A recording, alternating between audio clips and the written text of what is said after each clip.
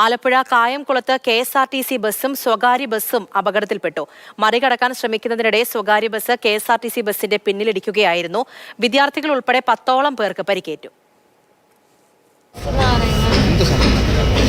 നല്ല സ്പീഡിലായിരുന്നു bus. Already ഒരു KSRTC ബസ്സിനെ ഓവർടേക്ക് ചെയ്ത് കയറിയായിരുന്നു. ഒന്ന് പേടിച്ചായിരുന്നു. പക്ഷെ ഞങ്ങൾ പഠിച്ചുകൊണ്ടിരിക്കുമായിരുന്നു. ഫോണിനകത്ത് നോട്ട്സ് ഉണ്ടായിരുന്നു. അപ്പോൾ പിന്നെ പെട്ടെന്ന് ഇടിക്കുന്നതാണ് കണ്ടത്. ഇടിച്ച് എല്ലാവരും തലയിൽ വന്ന് ഇടിച്ച് ഇങ്ങനെ നൂന്നപ്പോഴത്തേക്ക് എല്ലാവരും താഴെ, ഫോണൊക്കെ തെറിച്ചു പോയി. കുറച്ച് പേര് താഴെ കിടക്കുന്നു.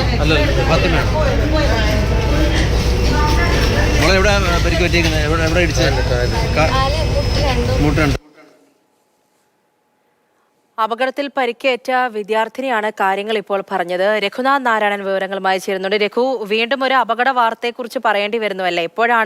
എങ്ങനെയാണ് ഈ അപകടം ഉണ്ടാകുന്നത്? പരിക്കേറ്റവർക്കൊക്കെ എങ്ങനെയുണ്ട്?